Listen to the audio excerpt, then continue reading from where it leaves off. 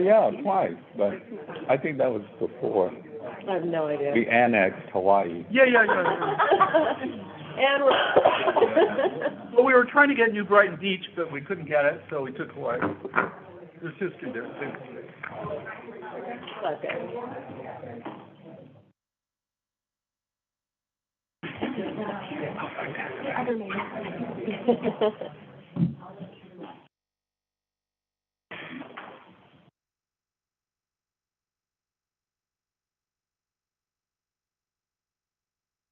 Everybody ready? Staff, ready to begin? Well, good evening, everyone. Welcome to this meeting of the Capitola City Council. It's good to see everyone in the audience and all the staff that are here. And look at this, we have a full panel in presence of the council members. Yes. And yeah, it's been a while. It's good to be here with all of you in person. And so I'm going to begin this meeting of October 13th, 2022, of the Capitola City Council. And we'll start with roll call by our clerk. Member Simon. Present? Mayor Kaiser. Here. Councilmember Bertrand. Here. And Councilmember Burke. Here. Mayor Sterry. Here. Would everybody join me for the Pledge of Allegiance?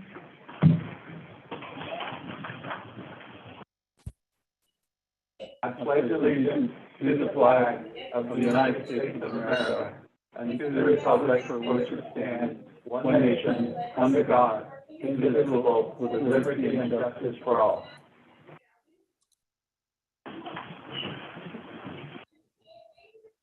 At this time, I'll ask staff if there's any additions or deletions to the agenda.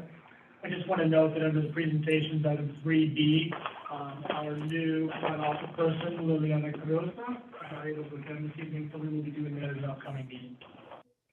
All right, great. We look forward to meeting her at a future meeting. But Jessica is with us, and we'll be presenting that. Wonderful. With that, I think we'll go right into presentations. And the first one is, well, actually, I think I'll let you announce it, Nikki. Thank you, Mayor. Good evening, council members. I am here to present to you the winner for Mayor for a Day essay contest in the elementary division, Desiree Adams. And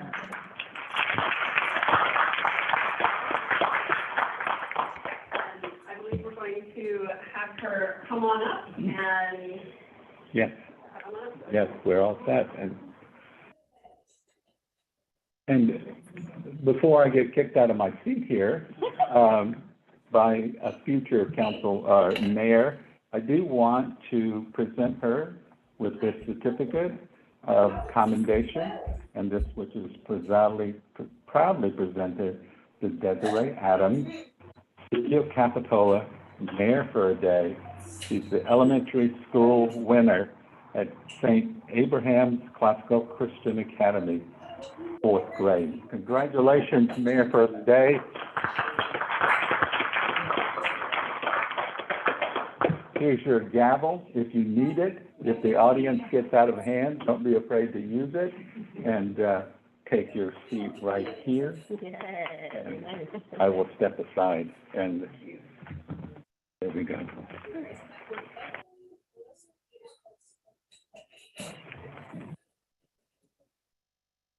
Hi, my name is Desiree Adams. I'm 9 years old. I'm in 4th grade and I go to St. Abraham's Classical Christian Academy. If I were given a chance to become a mayor for one day in Santa Cruz County, I would turn the gas prices down to help the people and families who can afford to pay to fill their car up or truck. And some people who can't afford the gas have to walk every single day, and maybe sometimes kids have to walk to school and back every day. Maybe people can't afford to ride the bus or buy a bike. I'd make things a little cheaper just as kids and parents, families and people with old age, or anyone in need of clothes and especially food. I find the best place for kids and families to live.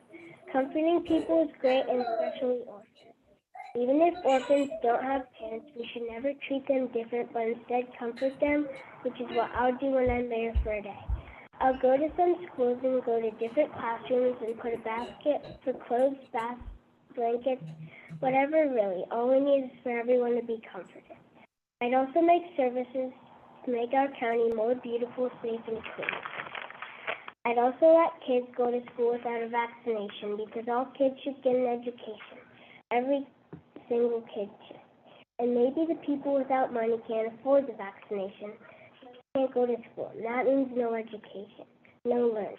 But every kid should at least get to experience learning, going to school, making friends, and interacting with other kids their age, and learning to give respect to grown-ups. So if I were mayor for a day, I would make things fair, especially for orphans or families going through hard times because of money. I'll keep our county clean and healthy other than polluted and unhealthy, and try my best to help everyone no matter the cost.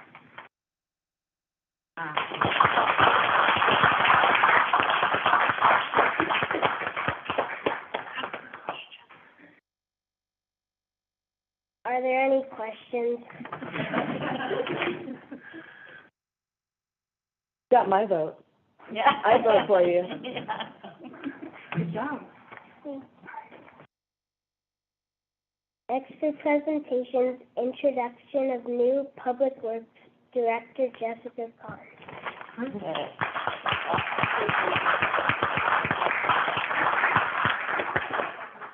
With her? Yeah. We'll do a whole quick photo before she leaves. You want behind the dais, or do you Yeah, want? let's get her behind. Okay, do you mind doing a photo? Yeah.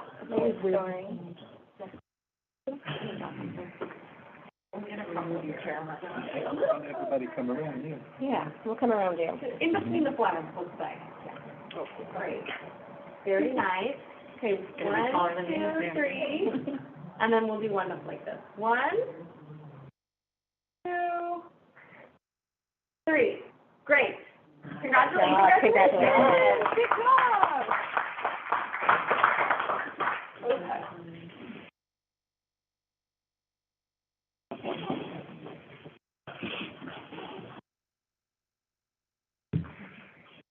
Before we move on to the introduction of Jessica, I do want to say, Desiree, you have a bright future in politics. I can already tell. Your platforms are very relevant, and I think that there's something that resonates with all of us.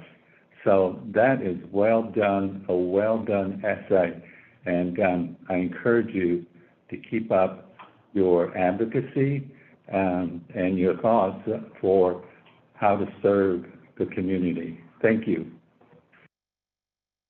So we have introductions now for Jessica Kahn.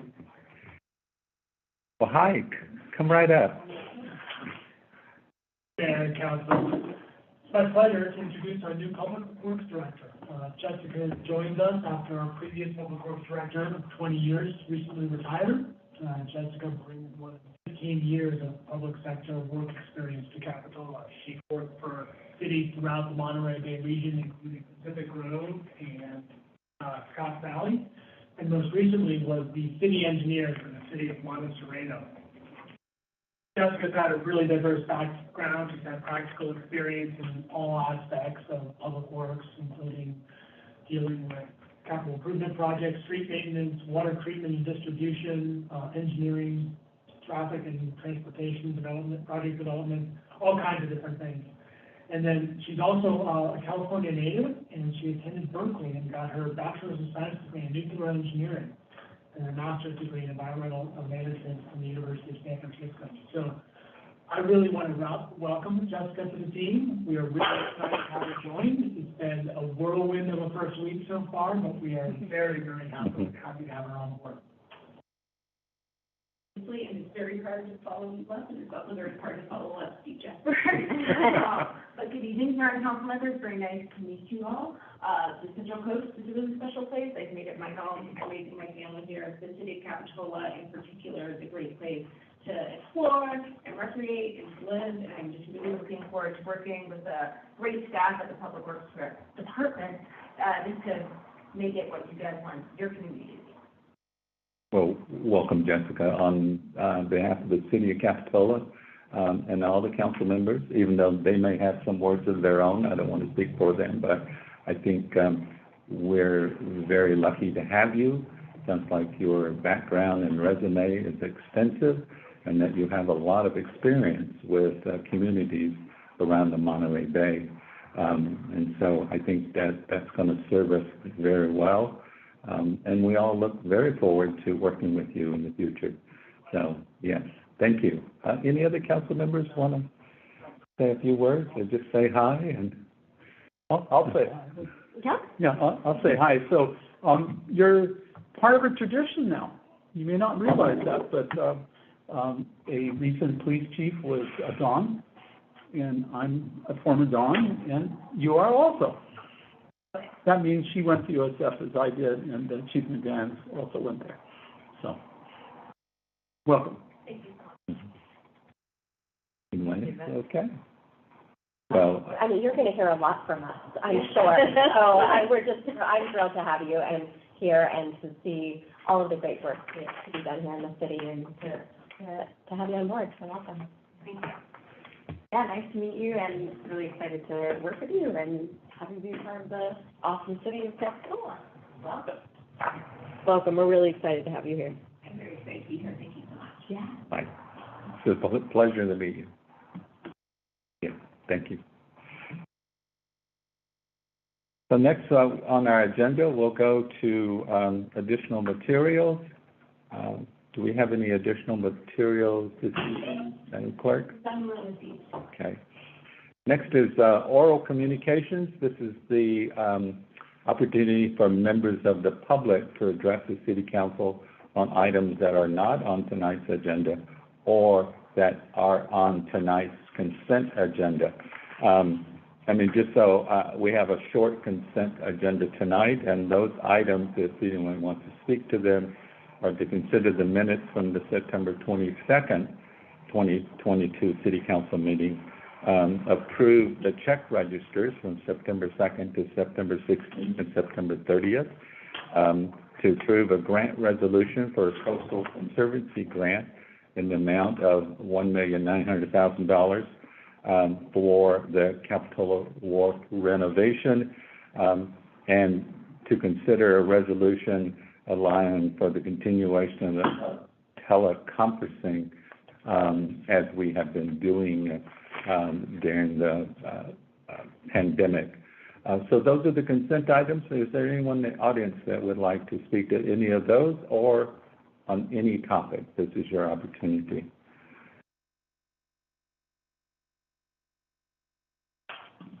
Yes, I see some fellow Arts Commission commissioners coming up.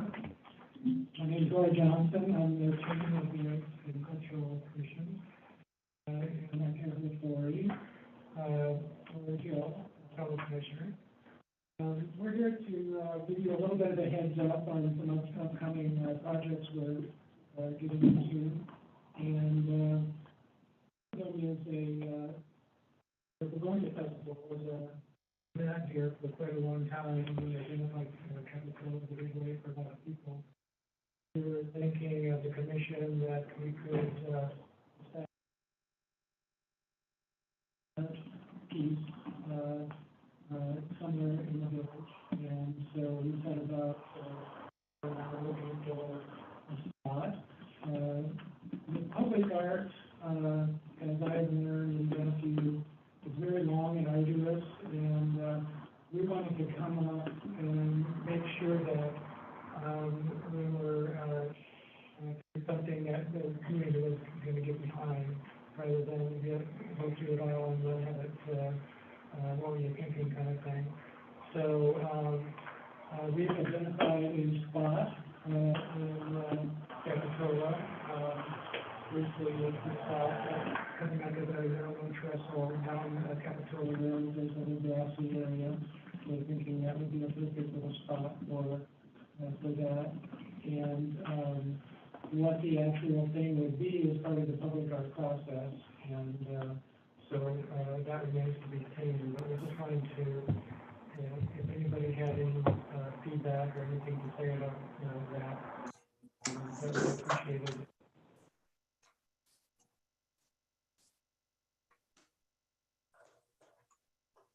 Plan air for that. Thank you, Roy. I'm very proud to be standing up here with him. He's a great commissioner with a lot of experience, and I've learned a lot. Just to piggyback on what you started with the Begonia Commemorative Art Project, this has obviously been in the works and thought about now for 5 years, because the Begonia Festival ended 5 years ago, to which we paid tribute to it just this last Labor Day weekend. But we've identified a location. It's specifically at the corner of Stockton and Wharf Road. It's public property. It's really at a key juncture that overlooks where the Begonia Festival took place, political parade. And every subcommittee member that I've met with keeps coming back to that location. And so that's our focal point. And this item is not new to you because it was actually in our annual report of planned activities that you received during the summer. But we wanted to highlight it and let you know that the Art and Cultural Commission over the next couple of months will be looking at draft call to artists. It will be going out, and then the process will be able to receive proposals from the artists, and then we'll go from there. Eventually, the project does come back to the council. But like Roy said, it's important for the council and the community that's listening tonight to know that this project is underway. And if they have any suggestions, ideas, knowing artists that they want to refer to us, please do so. So we're excited about it. I'm excited to announce it. And with that excitement to announce, I just wanted to also add that Capitola Plein Air is coming October 31st. And the artists arrive on the 31st, they check in. Plein Air is an event that's been going on for over 5 years, and it is an Art and Cultural Commission project. And we have anywhere from 30 to 40 artists that come to town that paint out outdoors. That's what the word plein air means. And so here they are in October, and up to the very beginning of November, they're painting outdoors. We've had the whirlwind of weather during that period of time, but it's been a wonderful experience for the artists. And so you can come out and you can watch the artists at work. You can also come down to our meet and greet on Saturdays, where we kind of a cluster of the artists down at Capitola Beach. Hope you can kind of get a little spin going on down there. And then on November 6th at J Street, we will have the exhibition, competition, and show and sale. And so at that location this year will be at J Street Community Center. And we will have an opportunity for people to participate in an art project. We will have all the artists and all the pieces of work that they produce. We'll have ribbons up for all the artists. All these pieces will be for sale. We'll have a small combo playing and a food truck. So please come out on November 6th and be a part of Capitola Plein Air. Appreciate that, and I have some marketing materials if you'd like a copy. Hey, Lori, what time will the event be at Jade Street? Thank you. 11 to 4. 11 to 4. Okay, so everybody put it on your calendars and try to get by. You'll see some great art. And thank you, Roy. Thank you, Lori, for all the volunteer work do to keep art alive in Capitola. So, You're a part of that as well. Thank you. Thank you. Is there anyone else in the audience that would like to address the council? Seeing none, Chloe, is there anyone on the Zoom that? Don't see anyone with their hand. Okay, thank you. So with that, we'll now move to staff and city council comments. Are there staff comments? One comment. Yeah, Chief, yeah. Good to see you. How are you? I'm doing well. Great. Good evening, Mayor and council members. I'm sure you've seen our officers out on the street. The hue of their uniform is a little bit different. It's pink for October. it's the Breast Cancer Awareness Month, so I just wanted to present everyone with a patch for that. We are selling those at the police department, all the proceeds go to our Police Officers Association that goes to a local entity. So I gave one to the mayor that's actually to the left, then I have these for you as well. Oh, well, thank you. Thank you. Any other staff comments? Then, city council comments? Yes, Councilmember Brooks. Yeah, so I just learned that the chamber is going to be hosting their annual Halloween trick-or-treating parade on not on Halloween, on Sunday. So everyone can meet in the parking lot at 1:30, and then the parade begins at 2 o'clock. And I'm not, so I think I'm right on that time. And it's been a long time since we've been able to do it, so I'm really excited to see the community come out together again, and I hope to see all of you there.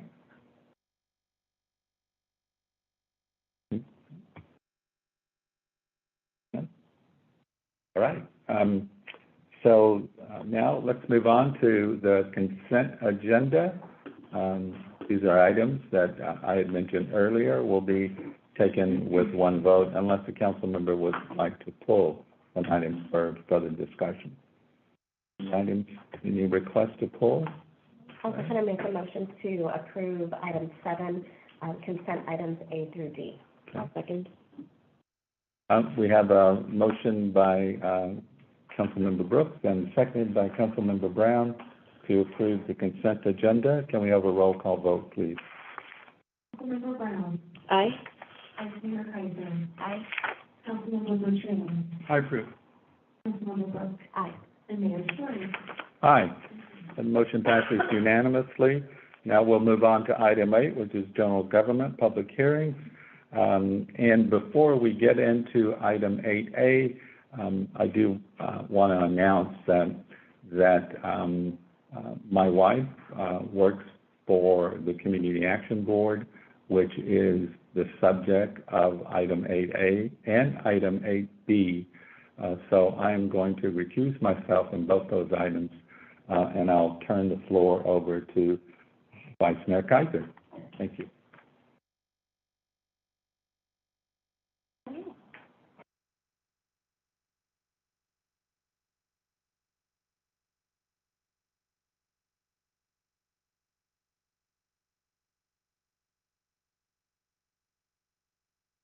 Good evening, Vice Mayor and Council. Before you this evening is the Community Development Block Grant, COVID-19 funding.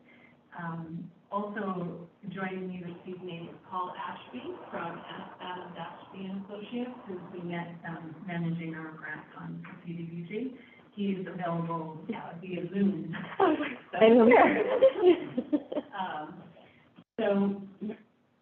Oh, there he is. There he is. So quick refresher on CDBG. Application requirements for CDBG is that we always hold a public hearing for any allocation of funds. We need to adopt the city council resolution, and then whenever funds, we also have to utilize any available program income. So the city routinely gets program income and loans are paid off that were funded through CDBG monies. What qualifies for a CDBG activity? We've gone over this before. A quick reminder, we can utilize the money for public services such as food distribution, rental assistance, public facilities, housing, and economic development. There's a lot of criteria built into each of these, makes it hard to use some of these programs. But through our CDBG activities specifically related to COVID-19, we have provided food distribution, rental assistance programs, and also economic development grants. This slide goes over the awards and our current applications. So we were given 2 rounds of money through the state HPD. The first through the CARES Act, and we had $88,000 in CDBG CD1 funds and $80,000 in program income. All of that money went towards food services, and 20,000 of it went towards rental assistance. And then in the CARES Act round 2, $20,000. We also had a little more program income, which was utilized towards our economic development grants for small businesses. Also, one item that is in process is our application for 2021 CDBG funds for $500,000. We've gotten preliminary notification that we are getting awarded this money. 2 out of the 3 contracts have come in for signature so far. So we've got one more announcement coming through for the final approval, but that's exciting. More money could use for our organization. I just want to go over how we've allocated the money in the past. The money for food services has gone to Gray Bears, Second Harvest, and Community Bridges. A portion of it we've also allocated towards CAB, Community Action Board, for rental assistance and mortgage assistance tied to COVID-19. As soon as we allocated that money, the state took over the rental assistance, mortgage assistance program for COVID-19, and in working with CAB, eventually we came to a conclusion that we really we should just depend on the state-run program, because we didn't want to run into a conflict with duplication of benefits. So at this time, I've highlighted on this slide the funding that we have available to reallocate. The other item, business assistance, we started off with grants. I think we had $7,500 grants available to all businesses. We were looking to fund 36 businesses. At the end, we couldn't get enough businesses to qualify because there's so many restrictions tied to this funding. So we ended up doubling the amount of the grants to $15,000. That being said, at the end of the day, we were able to spend $155,000 of that money, and we have 104 left. We have the 20,000 left in CAB funding, and we also have 44,000 in program income from a loan that was paid off. So the purpose of the meeting tonight is to reallocate the funds, the almost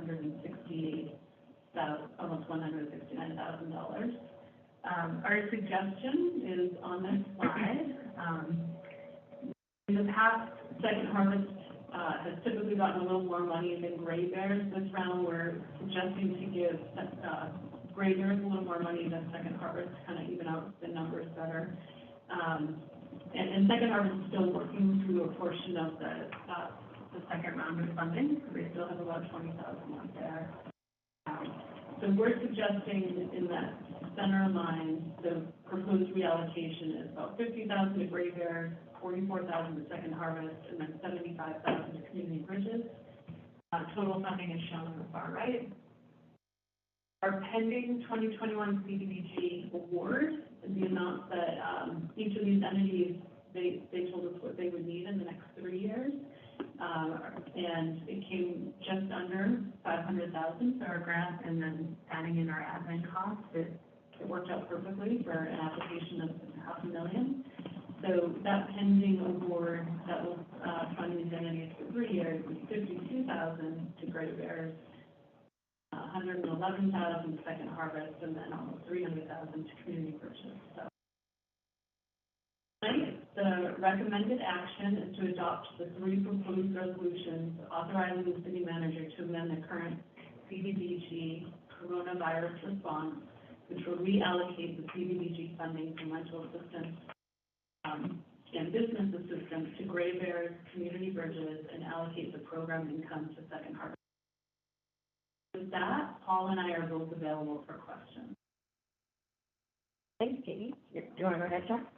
Yeah, thank you, Vice Mayor. So you made a statement in terms of, I think it was Second Harvest allocated. They haven't gone through it yet. So can you explain how the money is dispersed? That's sort of my question.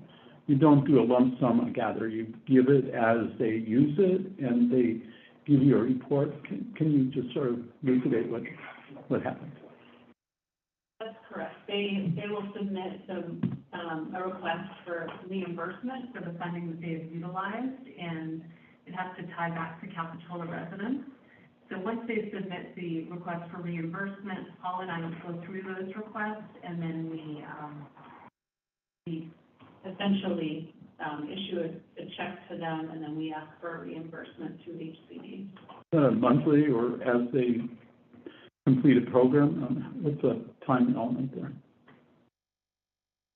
It isn't a set time. It depends on when we get these requests in. Got it. So, Okay. Okay, thanks. Other council questions? Now to the public? Anybody else?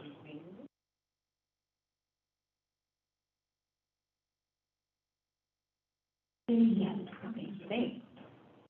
So we can take it back to council comments? Motion? I'll move to adopt the recommended action. Great. We have a motion and a second, so we're going to roll call.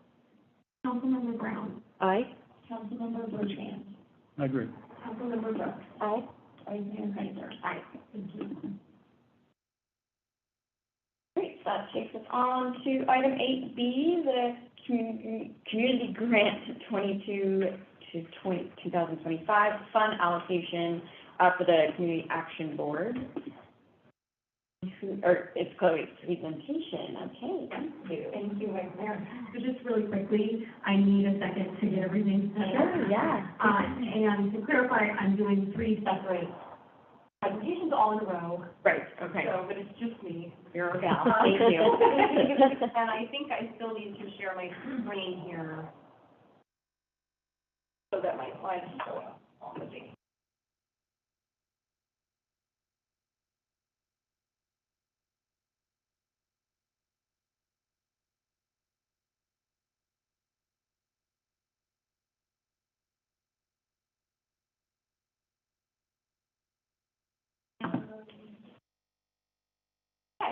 Yes? Yes. Good, okay, thank you.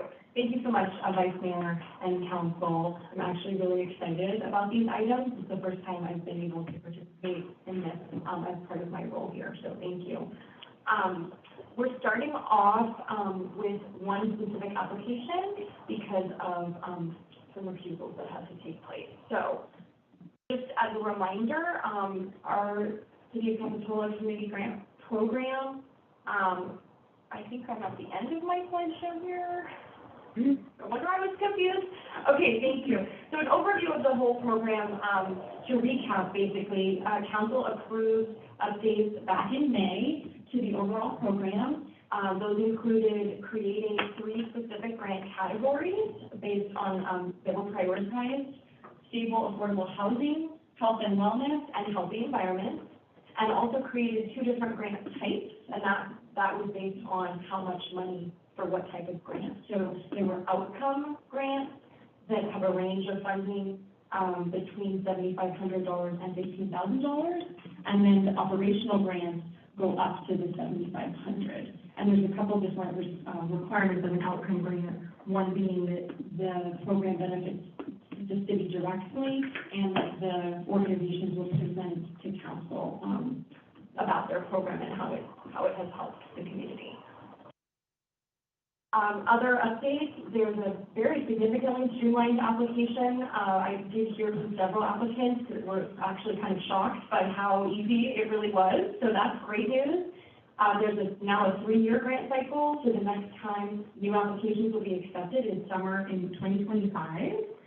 And in this year, so this fiscal year, council allocated $125,000 from the general fund towards grants, and then separately $60,000 for early childhood and youth programming grants. Now, this is specific again to the one application from the Community Action Board, and like I said, it's being considered separately because of some remote interest. And the CAB, as we call it, they applied for $15,000 stable affordable housing outcome grant. So you'll remember that's one of the categories is stable affordable housing, and then outcome is the type of grant. And as I should have mentioned already, council also created a subcommittee to review all applications, which are, of course, Councilmember Brown and Vice Mayor Kaiser. And the subcommittee recommended allocating $10,000 to CAB for this grant, cycle. So really, that's what I have to say about this one. You can, move on from there, and then we'll just keep going. Okay? Great, thank you. Any questions? Is there? Yeah. Anybody from the public, questions, or anybody on Zoom? That's me again, so let me stop. I see a hand. Great. And I'm going to allow Alyssa to talk. Go ahead, Alyssa. Thank you.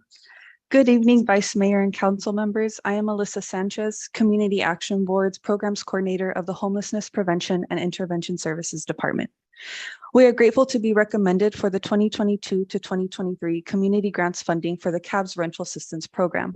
As you know, CAB has been the county's designated nonprofit anti-poverty agency for over 55 years, with rental assistance programming for over 35 years. During this time, we've had a long-standing partnership with the City of Capitola to provide rent assistance to avoid eviction and homelessness for the most vulnerable residents, including low-income families with children, as well as senior and disabled households.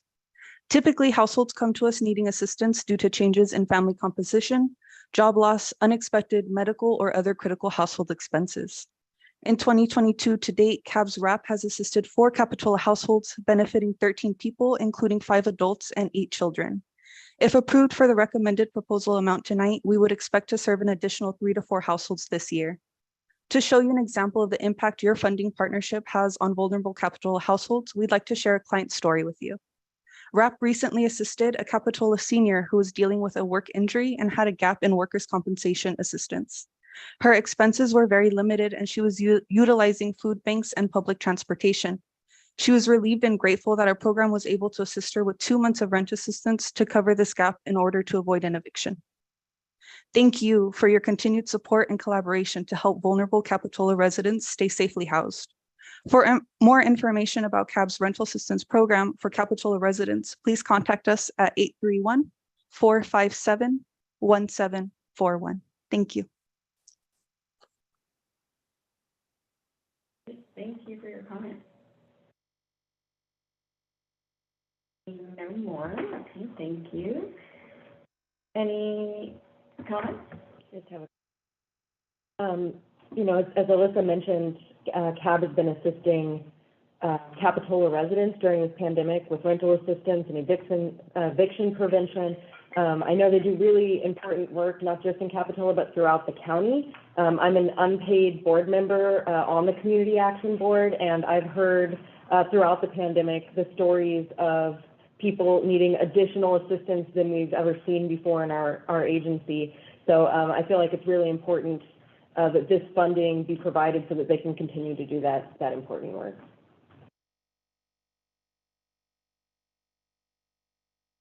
Anything else, or do we have a motion? Move the recommendation. I'll second. All right, we got a motion and a second. Councilmember Brown. Aye. Councilmember Bertrand. I agree. Councilmember Brooks. Aye. And Vice Mayor Craven. Aye. Thank you. Thank you. That passes unanimously, and we can welcome back Mayor Story. And Vice Mayor, I'm going to excuse myself for the next item. Oh,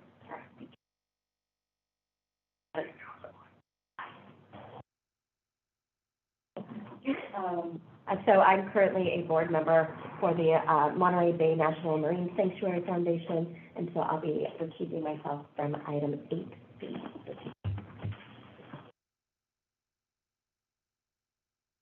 Just tagging in and out. Yeah. Welcome back. It's a sign of active council members in our community. So now let's then move on to item 8C, which is the Community Grant 2022-25 fund allocations to the Monterey Bay National Marine Sanctuary Foundation.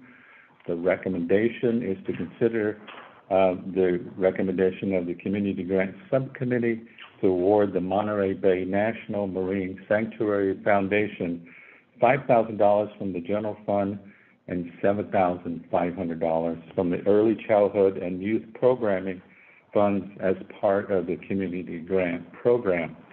So who's going to give the staff report? Oh. Mr. Welcome back. Thank you again, everyone. So I'll just go over, again, just kind of a quick overview. So the mayor can hear, as you know, you approved changes to the program in May. There are 3 new grant categories listed here on the screen and 2 different grant types based on how much funding the applicant is asking for. Outcome is a range between $7,500 and $15,000, and an operational is up to $7,500.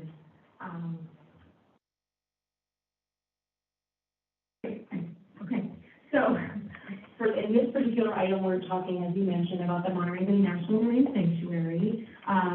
It's considered separately because of remote interest, as you know.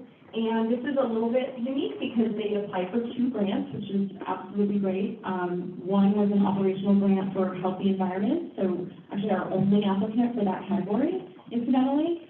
And then an operational grant, as you mentioned, from the Early Childhood Youth Programming Fund. So I was going to talk about this in the next item a little more, but there was no specific amount indicated, which was actually quite common. We believe due to the fact that the new 2 grant types sort of specify an amount of funding. So that's why the recommendation here really follows those ranges. As you can see, the subcommittee recommended allocating $5,000 out of the general fund, so for the Healthy Environment Grant application, and then $7,500 for out of Early Childhood and Youth Programming for the kids grant that they applied for. So that's the background there, and again, I'll let you discuss. All right, thank you. Then are there any members of the public that would like to address the council on the grant to the Monterey Bay National Marine Sanctuary? Seeing none, is there anyone on the Zoom? No hands, okay. I'll bring it back to the council for discussion and action. So, yeah, Councilmember Bertrand. Yes, so maybe to the individual here representing the team and Kristen. So what is the Operational and Healthy Environmental Grant? What specifically is that? We had 3 categories of grants. Healthy environment was one of the categories. And then we had 2 types of grants, operational and outcome, thank you. And so the categories were just, what are you going to be spending this money on? So healthy environments was what they were going to be spending, the category of what they would be spending their money on. And then the operational grants are essentially grants that are going to help cover the day-to-day operations of the program, and an outcome-based grant, as Chloe mentioned, would require them to come to council and tell us the outcomes that are actually we will be expecting from the funding that they received from us. So calling it an operational healthy environments grant, that's not a separate grant from anything else we're doing. It's just putting the category of grant and the type of grant together in one sentence. Okay. So basically it's day-to-day operation. An operational grant was up to $7,500, so we considered it to be essentially for the day-to-day operations. Okay, that's basically the same thing they applied for last time. Yeah. I can't remember, I don't have the spreadsheet in front of me for the exact amount that they got last grant cycle. I remember what it was for, that's all. Yeah. That's my point. Oh, for the same program, yeah. It just wasn't called that then. Right. That's correct, right. Yeah, last time we did this, we didn't have categories of grants the way we had now. It was just kind of a free-for-all. And so that was part of the overhaul of our grant system, was determining the priorities in our community based on that community profile that we had the consultants, thank you, the consultants help us with. And then once we determined those priorities, we created these categories for people to ask for funding to address. Right. Did they specify what the outcomes would be within the Healthy Environment Grant? So this wasn't an outcome grant, it was an operational grant, so I don't think they had to tell us exactly what the outcomes would be, though each of the grant applications, if I remember correctly, had a section where they would tell us, you know, the good work that they're doing and how this money would continue to help them do those good work. But because it wasn't an outcome-specific grant, they didn't need to tell us exactly what outcome there would be from this funding. But I mean, the National Marine Sanctuary Foundation does a lot of really good work in general. You know, we're very privileged to live on a national marine sanctuary, and it takes a lot of work from organizations like the foundation to gather the funding and do the advocacy and whatnot that we need to maintain this pristine environment that we happen to live on. All right, thank you. Any further discussion about the recommendation? Oh, I have some discussion. So I spoke up last time when this came up, you know, when the first recommendations was made, and my point at that time, because I read all the grants very carefully, and my point was focused on this is operational. And then the other point I made at that time was that, you know, I prefer to have things directly benefiting the residents of Capitola, noting that there's many other organizations around in this area that, Capitola in particular, that work with kids or work on environmental issues. And so I voted for it last time because there would be a report on what they used the money for, and I haven't seen that report, so I'm a little dismayed. But I have no problem with early childhood youth programming grant. I think that's excellent.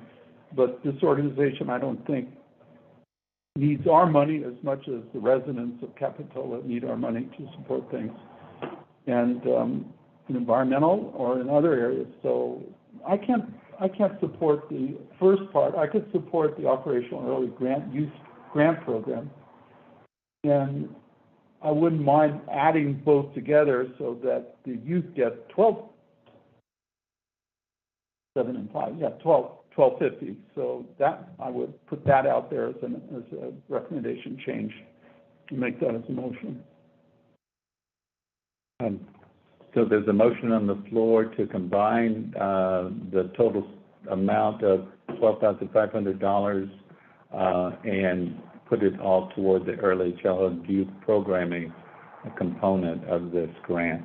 Right. Do I hear that motion correctly? Correct. Okay, is there a second? Hearing no second, the motion dies for the lack of a second. It's going, this is a 3-year grant cycle, as I understand it. Will they be reporting annually on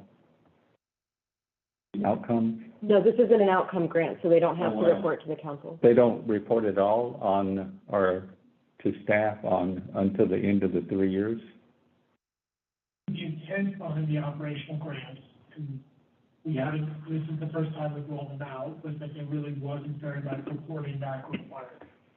It was the outcome grants where we were going to be expecting a presentation during the grant period from the recipient to the city council at a meeting. Yeah, so, you know, my point earlier when we discussed this was, you know, so many programs here in Santa Cruz in this particular area. I definitely agree with you, Kristen, that, you know, we're privileged to be in this area sanctuary. And but when we collect money from taxes and grants and other program sources, my job is to make sure that things go directly to the residents of Capitola. So I put that out there, and I was promised a report on what they would do. I had read their application very carefully, and they were just using it for operational, you know, normal things to run an office. I have not seen a report, and even though that was promised, it wasn't made by them, but it was made by, well, we were going to ask for it. I can't remember how that transpired. So, you know, I'm willing to change, and that I know that if we combine, it will be for early childhood youth programming, and they'll come up with some other way to make sure that the staff and operations are run correctly on a daily or whatever basis they run it on. But I I just don't have any say of how they use that money, and I expected it. But, If I could just jump in for just a second, and I'll ask our city attorney to stop me if I'm going out of bounds of the lines of this agenda item. But I just want to make it clear that as we move forward in the agenda tonight with other grants that we're going to be looking at, there are multiple operational grants, and none of them will have to report to us. So this is not anything specific to this organization, that just this organization doesn't have to report back to us. None of our operational grant recipients have to report back to us, and that's not really that much different from what we've seen in the past from any of our grant recipients. I'm pretty sure no one has ever been required to, have they ever been required to come report to us, or some of them just chose to, or we asked them to in the past? Historically, there has been, I believe it was twice a year, reports that we would receive. I can't say whether or not, and those staff would receive them, they were not transmitted to council. And in the distant past, we did go through a year where we tried to invite every recipient to make a presentation at the beginning of every meeting. It filled up the agenda, as you can imagine, pretty heavily. So in general, the practice has not been to require the presentation to council. So this would be a new thing moving forward, that requirement. Yeah, and that's for the operational grants. So I don't want to get too far out of this agenda item, but I wanted to make it clear that the Marine Sanctuary Foundation is not required to present to us, but none of our operational grantees will be required to present to us. Yeah, Councilmember Petray. Thanks. So over the years, even starting when I was on the Finance Advisory Board, I've listened to multiple reports on the various organizations that we've given money to, and they're very willing to tell us what they do because they want that information imparted to the community, and this is one of the best ways to do that.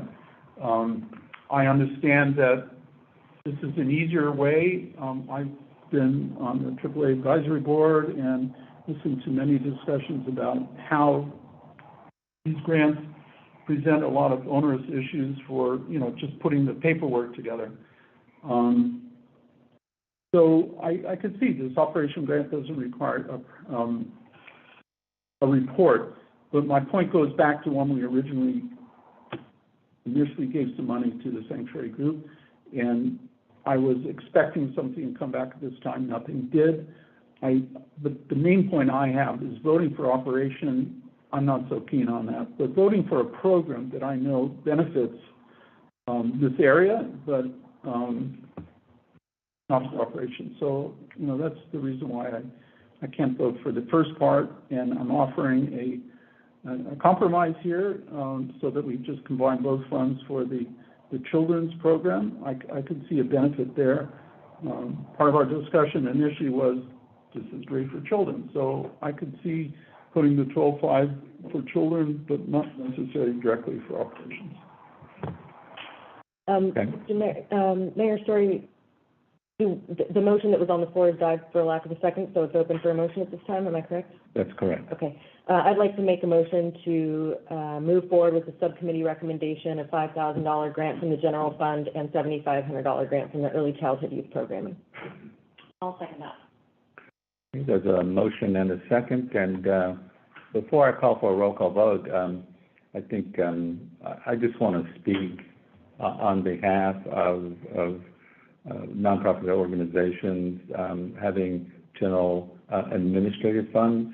Every organization, they have their administrative responsibilities and tasks that they need to carry out. Many of them are indirect, but they are foundational and I think fundamental to their ability to carry out their particular objectives. So, they're having some funding directed toward that, I think makes for a good, a well-run and administrative and really transparent organization. And with that said, I think it is incumbent upon us and the staff to, keep an eye on these and make sure that periodically that they are meeting their objectives. We do have a huge investment or stake in the Monterey Bay, and they're going to be our partners, in keeping it clean, healthy, and safe for the residents of Capitola. So that's just, with that, I'll ask for a roll call vote. Councilmember Brown. Aye. Vice Mayor Kaiser. Aye. Councilmember Bertrand. No. Mayor Story. Aye. The motion passes 3-1. Now we'll move on to item D, which is the Community Grant 2022-25 fund allocations. Councilmember Brooks? So, Oh, yeah, okay. thank you. Okay.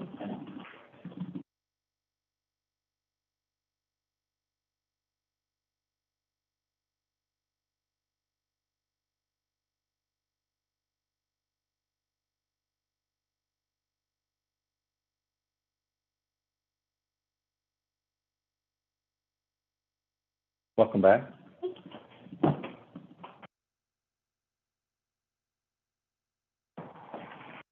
So just to start over on item 8D, which is the Community Grant 2022-25 fund allocations, the recommended action is to consider the Community Grant Subcommittee grant award recommendations for program applications, excluding the requests from the Community Action Board and the Monterey Bay National Marine Sanctuary Foundation. So, and Chloe, you're leading this again? Please. Thank you, Mayor. Thank you, Mayor. Thank you, Council. I'm going to quickly go over the program, over the changes to the grant program, now you're all together, and then we'll move forward into more information. So you did, back in May, as you recall, approve changes to the program, 3 new grant categories listed here, and we'll talk about this more in a few seconds, and 2 grant types based on the amount of funding. An outcome grant, you'll see, is a larger sum, $7,500 to $15,000. There is a requirement of a report back to council by that organization who's been given an outcome grant, and operational for money up to $7,500. It was a very streamlined application. Like I mentioned, and I'll say again, one of those streamlining may have been slightly too streamlined, and several of our applicants did not indicate actually a dollar amount that they were asking for. They just checked, understandably, they checked the box, which type of grant, outcome, or operational. So we'll make that update for the next go-around. The 3-year grant cycle, so in summer 2025, we'll have a slightly updated application, and people will be able to apply again. And for this fiscal year, the fund allocation approved is $125,000 out of the general fund and $60,000 for early childhood and youth programming. And those grants, as you'll see later on, are separated. The applications are separated. So applications were due on August 15th. We received 24 applications from 23 different organizations. I was very excited to see that there were 2 totally first-time applicants, so 2 new organizations, and 7 of those were for early childhood and youth program funding. And as you also know, Council appointed Vice Mayor Kaiser and Councilmember Brown to the subcommittee to review the applications and make the recommendation. So now we'll get into this fund information. The priorities, okay, was very fascinating to me. The 3 priorities were given funding priorities. So as you can see in the top chart, for stable, affordable housing, that was considered most important. We would give that half of the funding.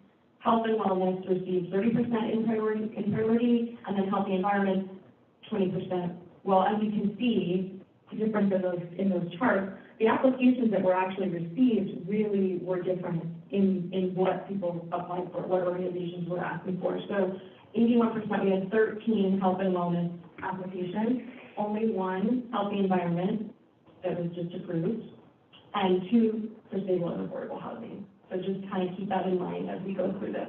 Very interesting. And if I'm not overstepping, the subcommittee that is with you here, their goals were to allocate the funding, all available funding to be allocated to applicants, and to fund applicants to the highest that it possibly could be, and to meet the need that was really shown in our community through our applications. So taking it back to how the applications really did, how it shook out, what type of grants did people really apply for, while maintaining the prioritized categories, because we know that those are important to all of council. So here's a fun chart. I'm realizing it's still very small for you sitting there to see that on the screen. I'm not exactly sure. Basically, you'll see here, I'll just say a few things. The two newbies, the applications are green with a blue circle and the Mid-County Senior Center. And the two blue here are the organizations that already, their funding is approved in the two previous items, and that's why that's blocked off here. This green column is what the subcommittee recommended funding everyone. You'll notice everybody's getting funding on September 8th. So maybe the city manager can give me some advice here on this, if everyone can see this. If I just go through line by line, I'd be happy to verbally state the amount that's recommended for each applicant. I think it's up to the council. Okay. We can go through it. I can potentially share my screen up on the, as just a spreadsheet. Can they see it on Zoom? I think that's what's important, because we have it in our packet. Yeah, I think the Zoom participants will be able to see it more easily, because they're sitting, I can see it easily on that Zoom screen right there. Okay. So I think the Zoom participants can see the amounts. Is it on the screens up here? It is on the screen, although I imagine it's a little bit challenging to read. Yeah. Why don't we see if council members have questions about any particular applicant or particular grant? And then when it comes time for public comment, we can respond to any questions that we get. So are there questions? Yeah, go ahead, Councilmember Brooks. The recommendation, it was made on September 8th, is that what that means? I got it, okay. And just to confirm, this is for 3 years, and so we can revisit, because the graphs are really fascinating, and so council has the opportunity to revisit that in 3 years, based off of need. I just wanted to speak that. Those are all my questions, thank you. Okay. Well, you guys are on the committee, so Yeah. you have all the answers. I did want to ask about Blue Circle. That's one I'm unfamiliar with. Just a little bit about maybe what they do, how they serve or will serve Capitola, and how they fit into a health and wellness category. So, from memory, that is an organization that is around promoting a healthy wage, a living wage for anyone in the county and certainly residents in the city. I don't want to talk too much. I think yes, there's someone in the public who can speak more to that. We did notice health and wellness has the most applications, and the council can draw their own conclusions. It may be a lot of different things, as you can imagine, fit into health and wellness. So maybe an explanation. Okay. Yeah. Well, maybe when we go to public comments, if you could come up then and respond to it. But let's see if there's any other council questions. It doesn't look like there is. The Arts Council of Santa Cruz County, they're under Health and Wellness, and that's an operational grant. And I wonder what in their application were they proposing to do in Capitola, seeing as that we have our own Arts Commission? So again, from my memory, I don't know that there was anything super specific to Capitola. Countywide, I know they did mention it's actually happening this weekend. My mother is participating, Open Studios, and some of their other bigger programs that the Arts Council puts on that we may be familiar with.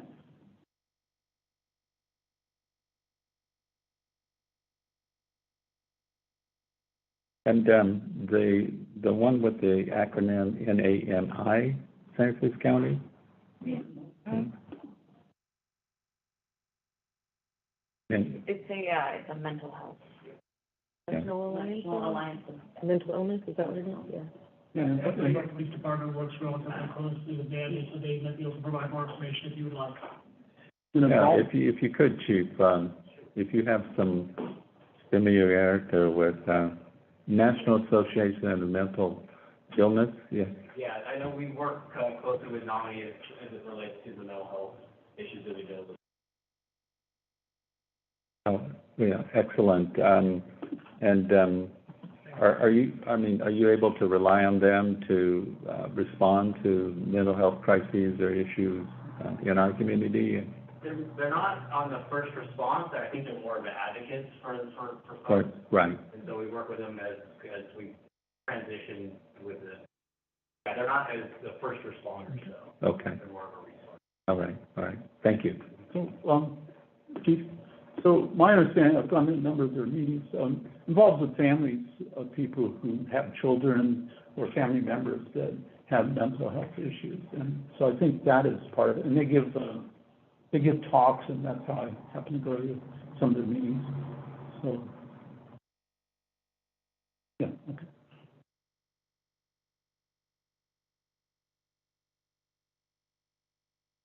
Okay. Those are the ones that I had questions about. There are no other questions from council.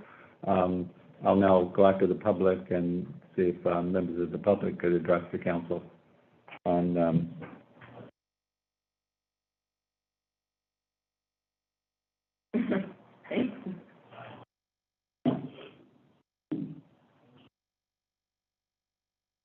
Good evening. With the council's permission, I did bring some presentation of sorts, not that you needed it, but it's got information about the agency that I'm representing today. Is that okay if I pass this on? Yes, thank you. Give it to the clerk and she'll give it to us. One for each of you. Good evening again. My name is Stephen Massey. I am the long-term care ombudsman program coordinator for Santa Cruz and San Benito counties under the Agency of Advocacy, Inc., which you'll note in the funding recommendations we have been recommended for funding. So I'm here for a couple of different reasons.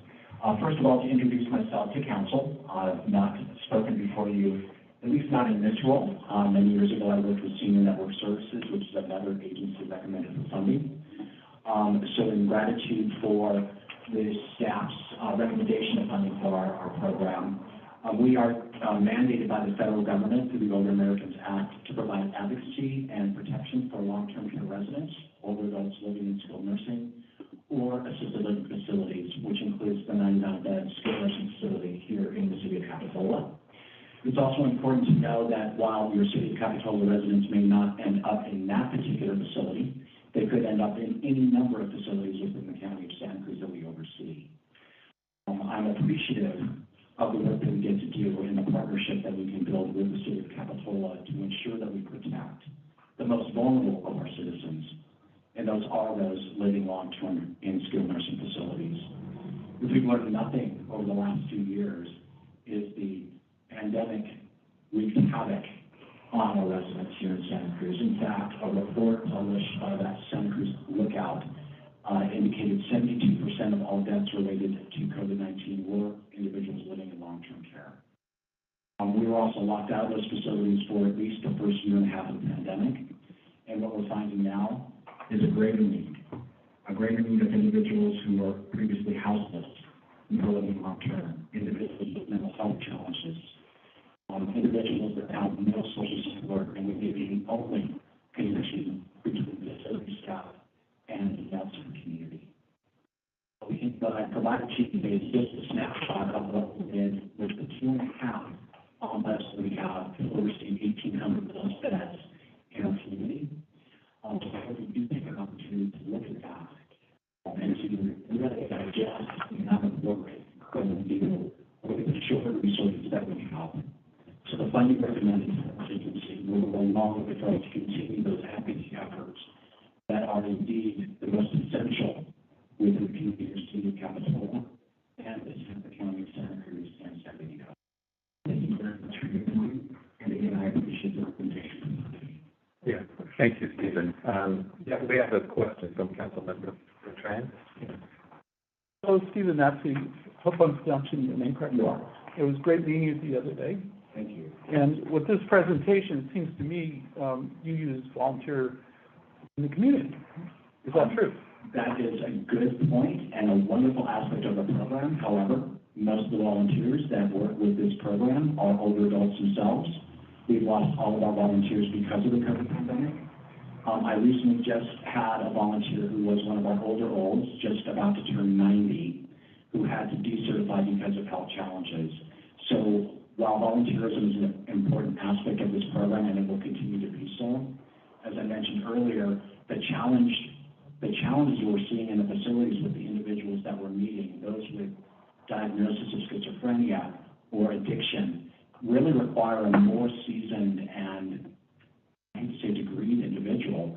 And our senior volunteers are absolutely perfect for general facility visits to monitor, to be not friendly visitors, because that's not what our mandate is, but to be that connection and then hand that off to a staff ombudsman like myself or the other 1.5. So we are volunteer-less in the moment, but we anticipate that changing at the beginning of the year. Let's get through this next flu and potential COVID outbreak season, because we're still living the pandemic in these facilities, folks. Even though our leaders are saying the pandemic is over, it's not for me, and it's not for our residents. So thank you for your question, Councilman Bertrand. Thanks for coming. You're very welcome. Any other questions? Any other questions? No questions, but just wanted to reach out, say thank you for standing up today and for the work that you do. Thank you.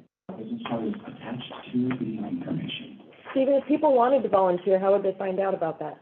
Call the number on my card, 831-429-1913, extension 15. I'll be happy to have a conversation. It's a rigorous training, 36 hours, and 10 hours of shadowing inside the facility with a staff ombudsman, and 18 hours annually of required continuing education. So it's a lot. It's a lot. But we take it at a slow pace and meet them where they're at, and they're all. All right, good. Thank you. Anyone else? Yes.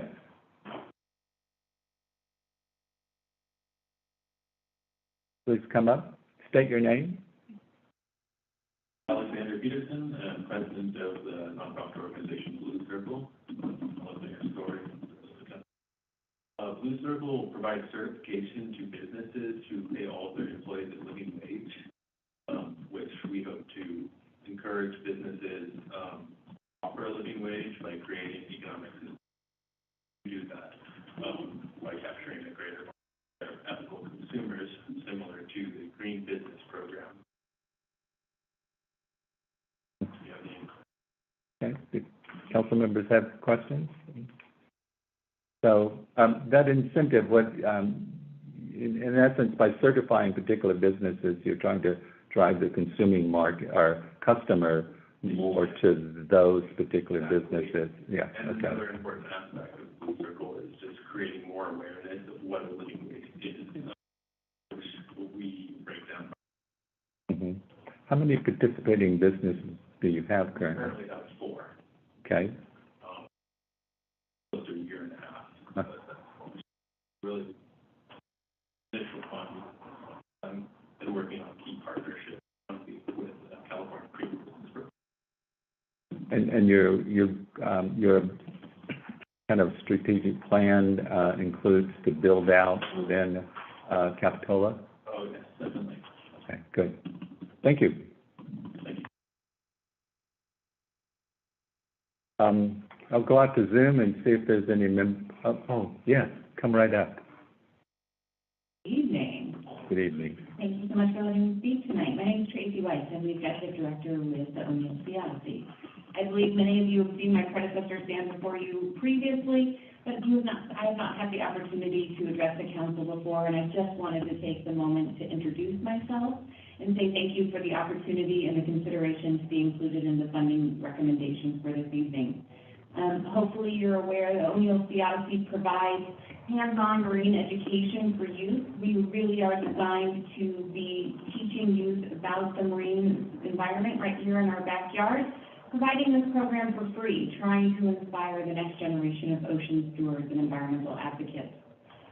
We are honored and thankful for all of the years of previous funding and are thankful for the opportunity to submit a more expanded, robust proposal to you tonight to expand not only to be serving the traditional classrooms, but working to support out-of-school time and enrichment activities for youth in the environment here in Capitola. So I just wanted to take a brief moment and say thank you for your consideration, and just to say I'm looking forward to working with all of you going forward.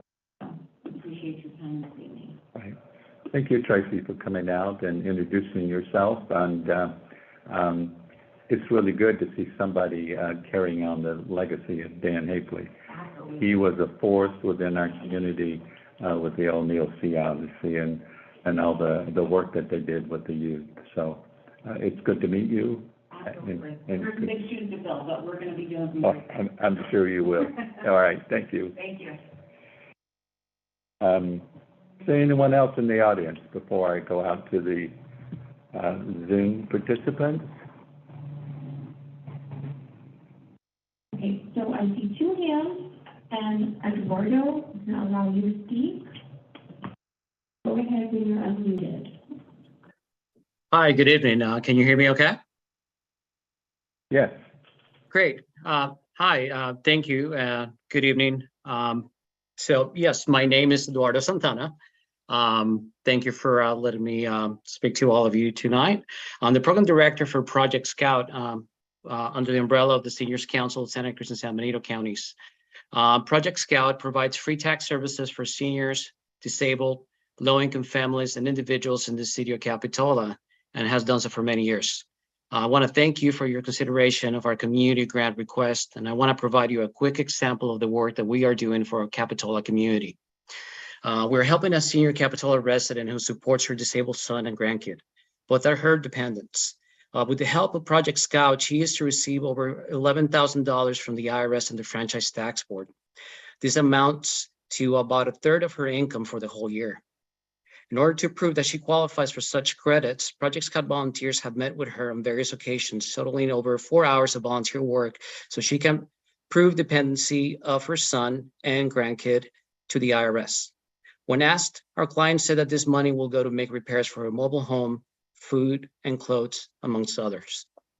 Beyond the massive benefit that this one Capitola resident and her family will get, Project Scout has assisted at least 135 Capitola taxpayers for the year with tax-related needs.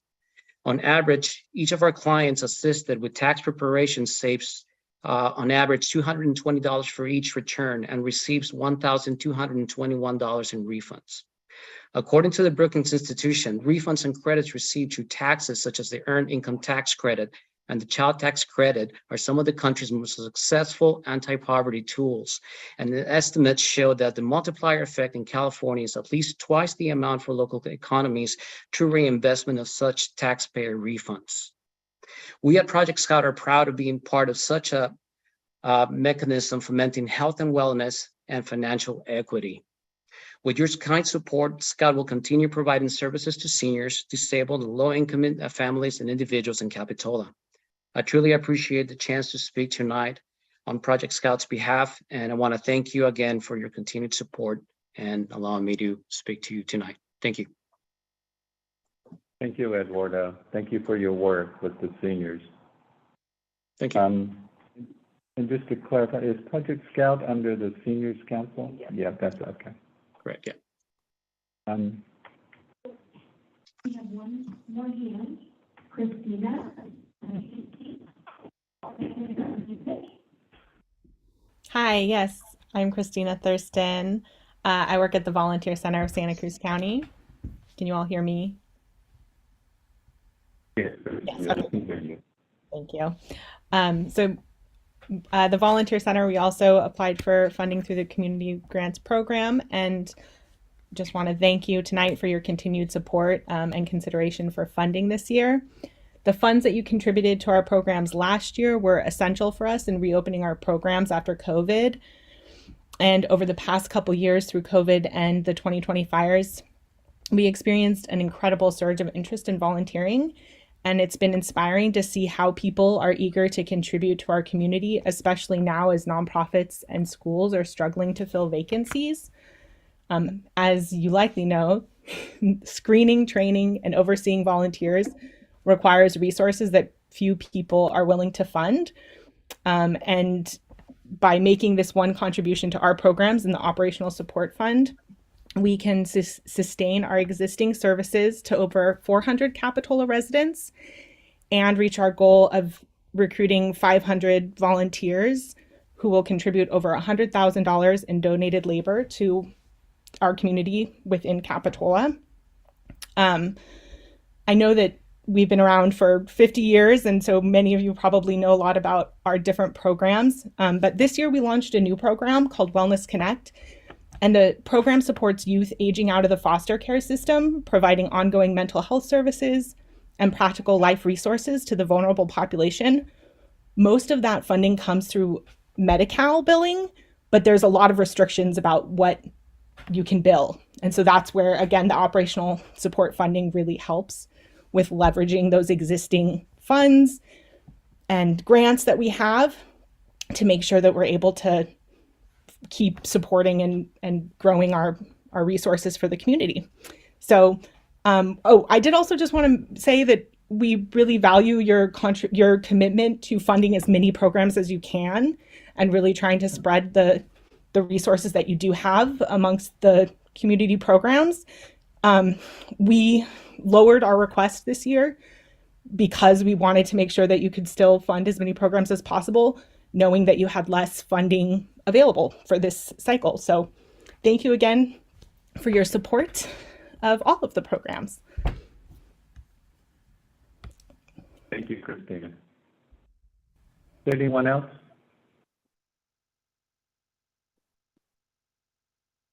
I don't see any more hands. Okay, I will bring the item back to council for further deliberation and action. Yes. Would you like me to put this to the background? Yes, that may be helpful. And there was another page with the youth funding, so.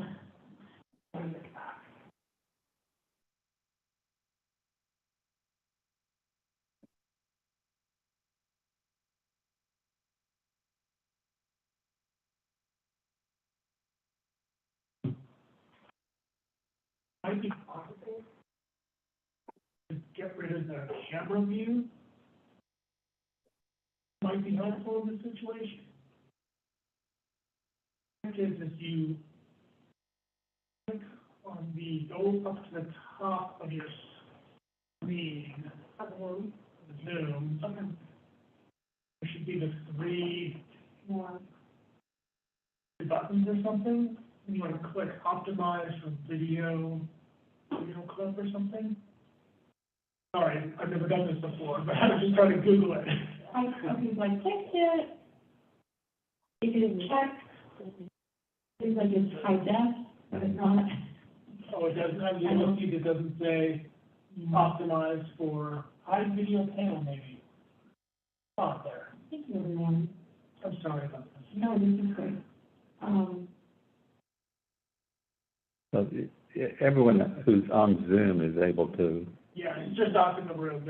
Yeah, and I think, why don't we wait and see if maybe we need it in more detail, okay? And so with that, I'll bring it back to see the will of the council. Please. Yeah, so, this has been a long process, and I just want to say hats off to council for really, for taking this project on. It's been a long time coming. And so being here today, I'm just really happy to see this process come to fruition, work for the community, and here we are today about to approve 3-year community grants, and it's really something for the entire council to be proud of today. So hats off to our subcommittee members and previous council members who kicked this off, gosh, when I started in 2018, and I'm sure it was prior to then that this conversation started. So I'm just really excited to see this move forward. I also wanted to mention that the Dedicated Children's Fund, and I don't know if I heard this today, if it was just highlighted that it is in fact a separate fund that comes from our TO tax. So I just don't know if that was noted which means that it does not come from our general fund. It comes from our transient occupancy tax, and is a fund that essentially, hopefully over time, will grow even more with people coming and staying at our hotels and us collecting the TOT taxes on that. And so that's my hope for the future there. With that being said, I'd like to make a motion to approve this item. And I would like to, if there's an actual recommendation that I could read, because I don't see it here, Chloe. I just want to make sure I get it right. Absolutely, so I don't have that included. Okay, well, I'm going to go for it then. Do I see it? Recommended action. So I'd like to move to consider the community grant subcommittee grant award recommendations for program applications, excluding the grant request from the Community Action Board and the Monterey Bay National Marine Sanctuary Foundation.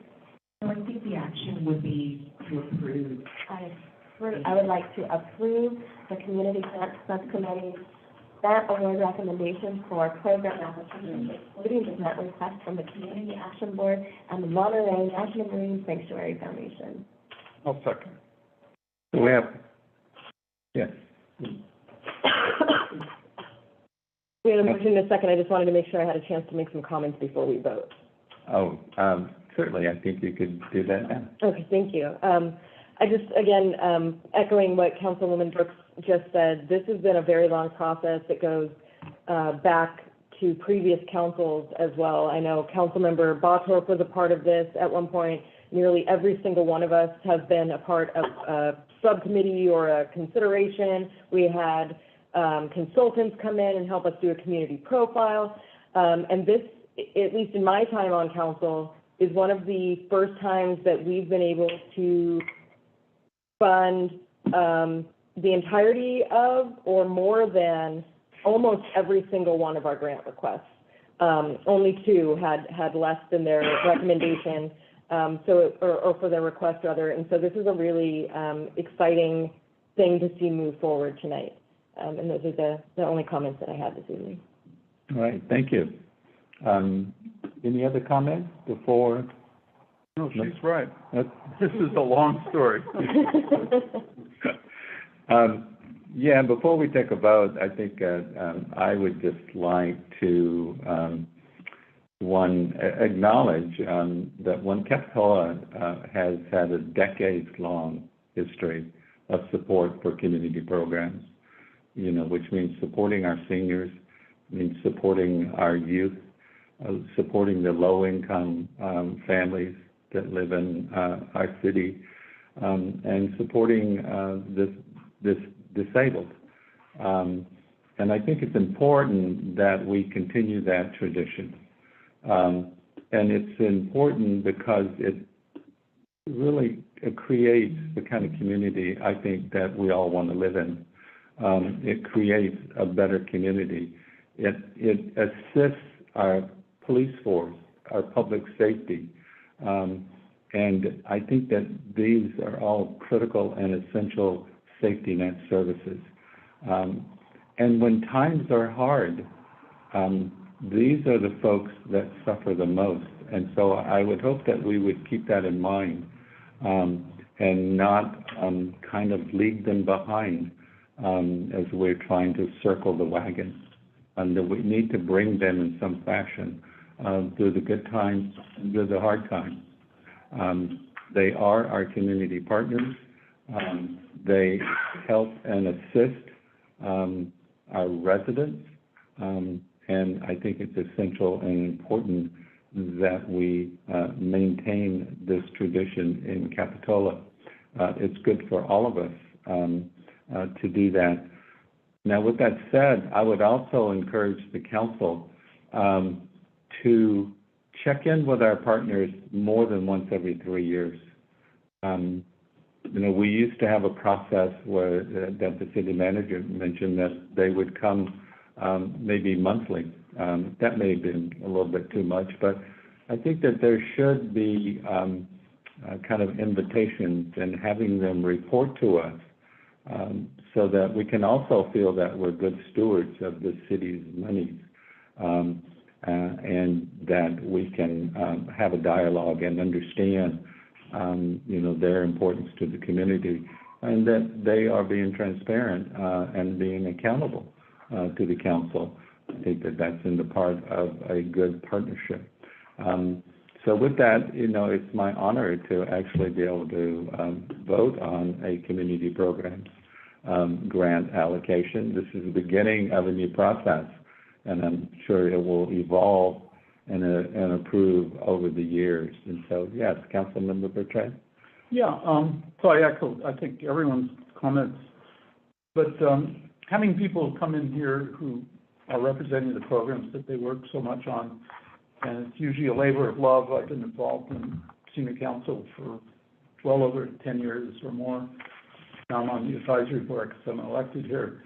But one other aspect I think that's really important for us as board members here is to be familiar with the programs that we're funding. When we talk to our neighbors and people that sometimes we realize might need the help of some of those programs, like an elderly person, someone from Scout might help them do their taxes, or NAMI, a parent that is dealing with a kid that is going through mental health issues. It's great to hear that there's a new organization, new effort of the Volunteer Center, which I've worked with many times. One of the programs I helped start is going to become a member of that pretty soon. But now that they're reaching out to kids that are being put on the street in some cases, they were, they were part of a family that the government supported them to be part of, and now they're on the street. And I've had many experiences with kids that were in that situation and did not end up so well. So the reason why I'm talking this way is because these are programs that, in a sense, we are stewards of in a small way because we're doing part of the funding. But we could also be an ambassador to our city's residents that actually need these services. And one of the traditions of Capitola City Council members is we actually go out and talk to people in our city. We don't just do mailings and things like that. We actually talk to people, knock on doors. If you look at what's going on right now for the next election, I hear people say, I did 200 doors tonight. And he says, I'm going to do more tomorrow. I mean, this is our tradition. And when you make those connections, those people come back to you and ask for help sometimes. And some of the programs that we are funding helps provide that hope. So I think it's very important for us, not for people necessarily to come here because they want to inform us, but for us to know what we're actually funding, and we're the stewards of those programs in a certain sense. Okay, thank you. Any further comments? Seeing none, I'll ask for a roll call vote. Councilmember Brown. Aye. Vice Mayor Kaiser. Aye. Councilmember Bertrand. Aye. Councilmember Brooks. Aye. And Mayor Story. Aye. The motion passes unanimously, which will take us to item 9 on this evening's agenda, which is adjournment. I will adjourn this meeting to the next regularly scheduled meeting of the Capitola City Council on October 27th, 2022 at 7 p.m. in these chambers. And good night, everyone. Thank you, everyone who's in person, who came this evening, and everyone who participated and listened out. And thank you. Good night, everyone.